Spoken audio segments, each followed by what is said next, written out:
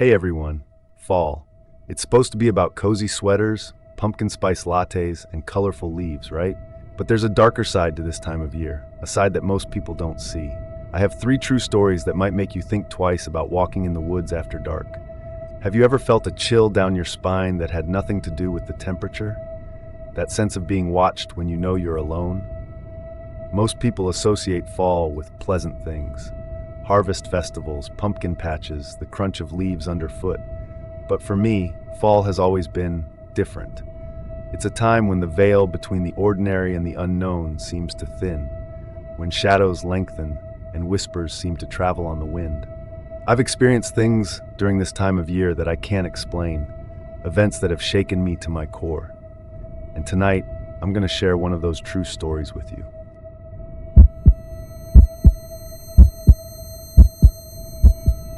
This story takes me back to my teenage years. I was staying with my relatives out in the countryside. Their house was old, a rambling farmhouse surrounded by acres of farmland. It was October, and the harvest was in full swing. My cousin, Ronnie Jr., and I were helping his dad pick corn. It was a tedious job, but I didn't mind. I liked being outdoors, and the crisp autumn air was invigorating. But as the sun began to set, casting long shadows across the fields, I started to feel a sense of unease.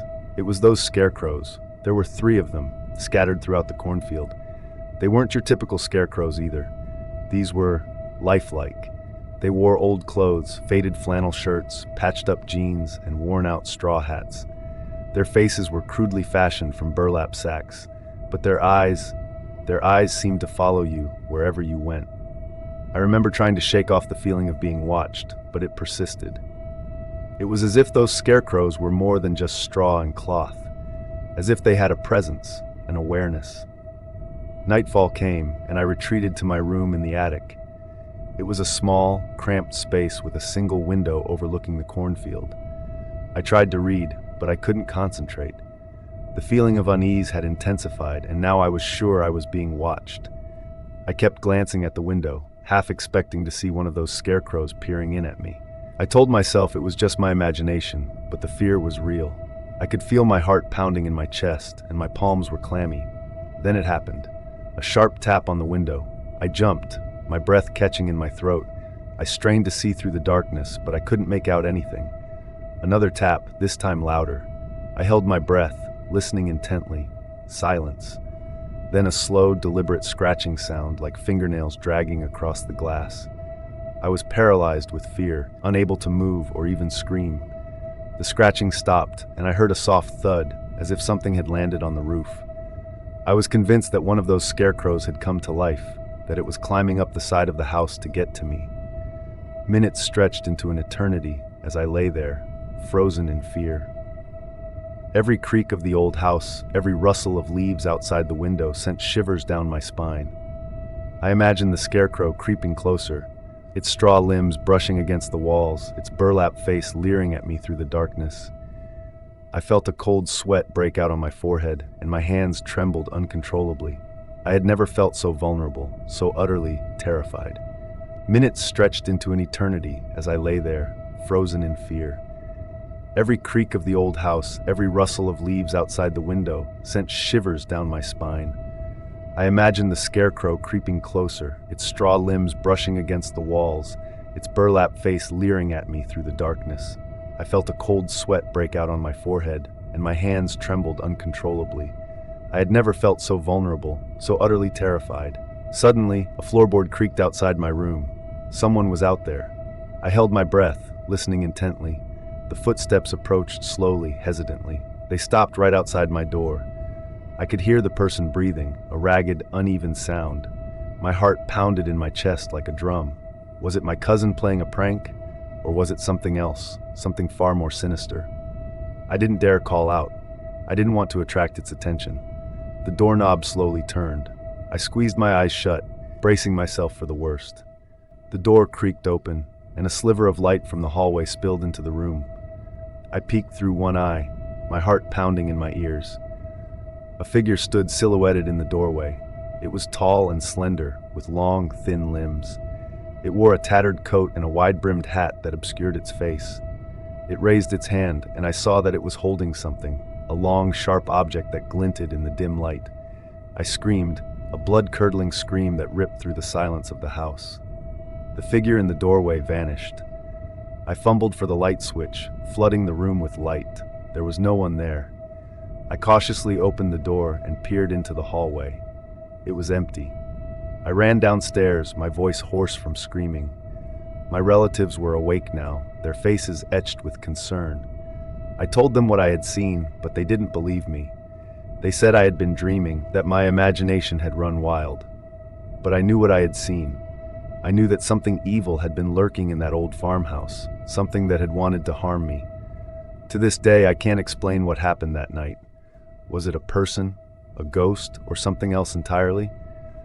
The mystery remains unsolved, a chilling reminder of the darkness that can lurk beneath the surface of even the most ordinary places.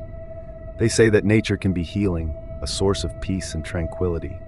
But I've learned that nature can also be unsettling, especially when you're alone in the wilderness, miles from civilization, with nothing but the sounds of the forest and your own racing thoughts to keep you company. This story takes me back to a time when I ventured into the woods with my girlfriend, seeking adventure and a break from the everyday. We found something else entirely.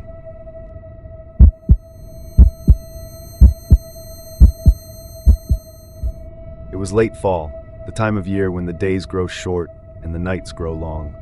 The air was crisp and cool, with a hint of wood smoke and damp earth.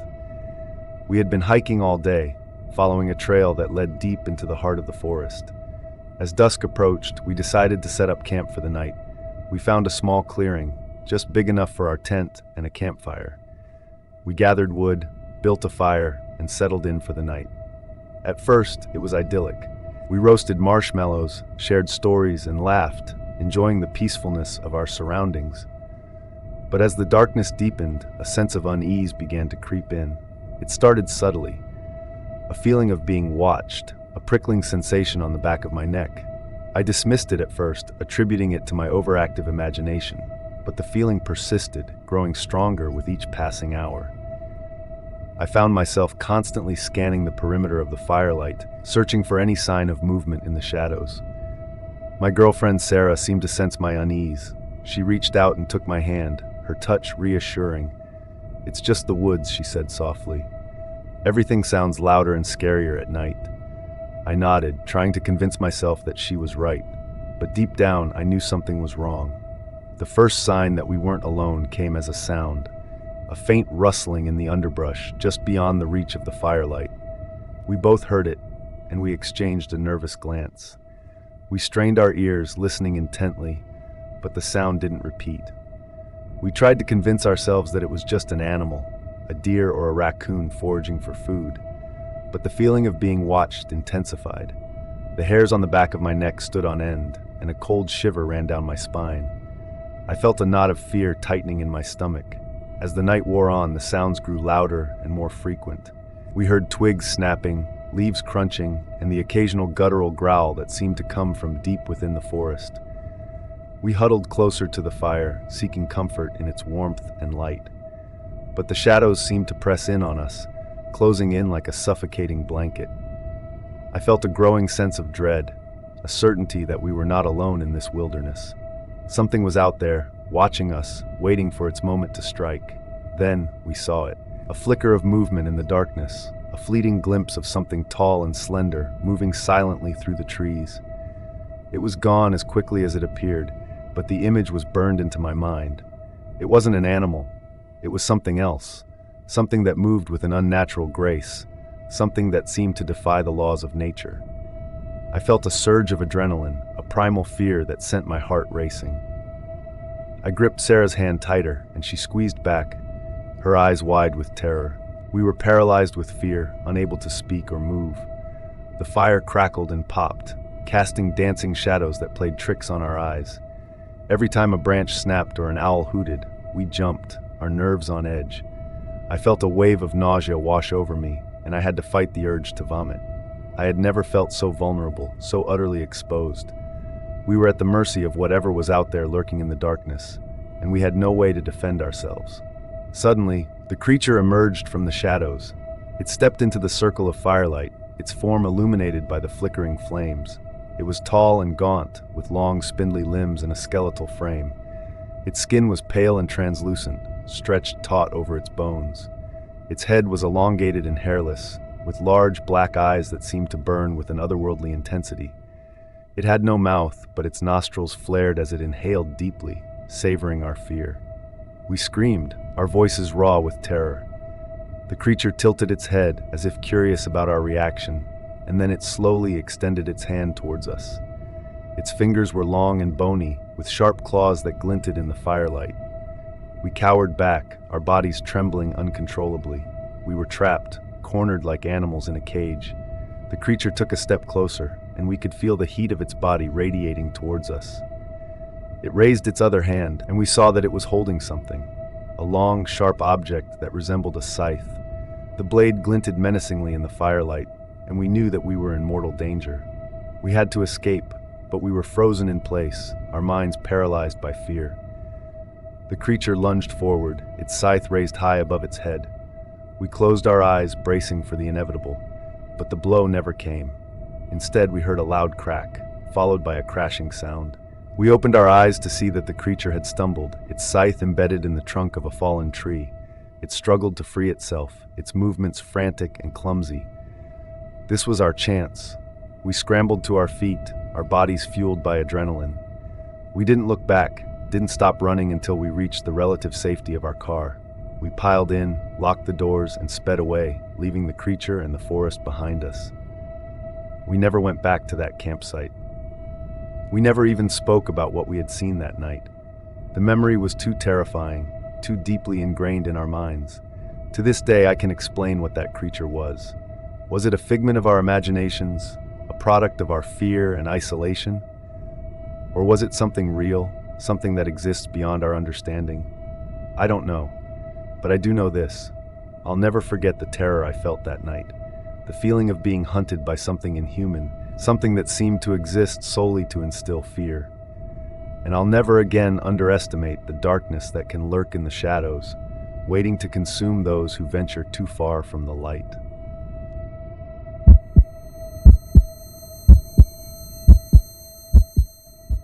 They say that houses have memories, that the walls absorb the experiences of those who have lived within them, holding on to the echoes of laughter, sorrow, and fear.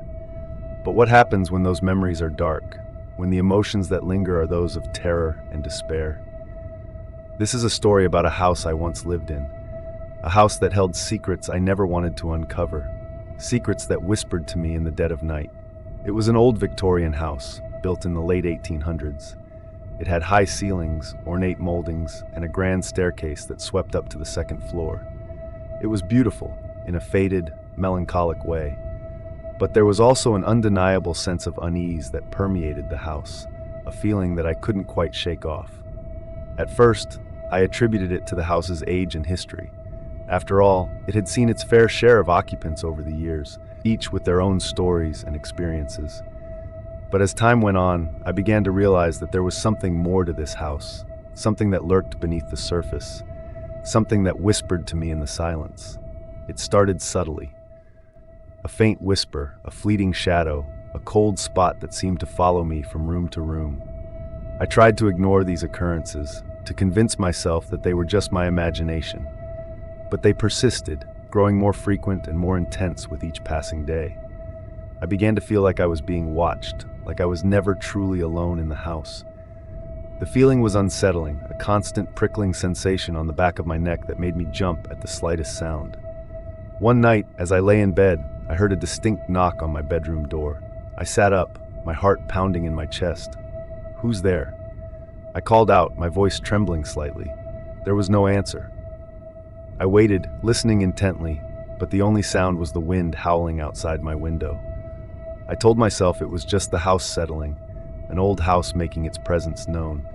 But I couldn't shake off the feeling that someone, or something, had been standing outside my door. The next morning, I found a book lying open on the floor of my study. It was an old, leather-bound book, its pages filled with strange symbols and cryptic writing. I had never seen the book before, and I had no idea how it had gotten into my study. I picked it up cautiously, my fingers tracing the embossed lettering on the cover. As I opened the book, a chill ran down my spine. The pages felt cold to the touch, as if they had been stored in a freezer.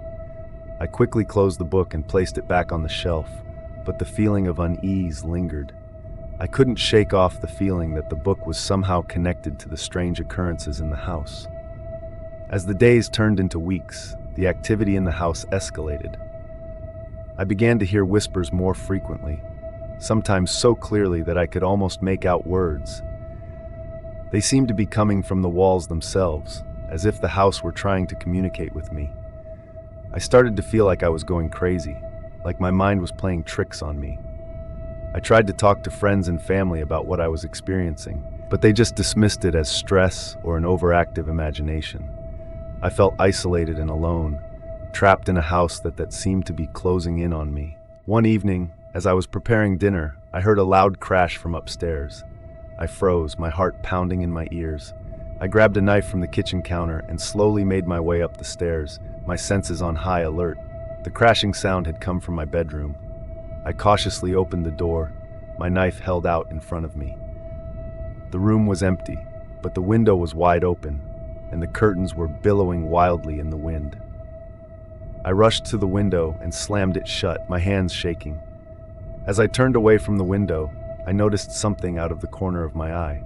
A small antique music box that had been sitting on my nightstand was now lying open on the floor, its delicate melody playing eerily in the silence. I had never wound the music box, and I had no idea how it had started playing. That night, I lay awake in bed, listening to the sounds of the house.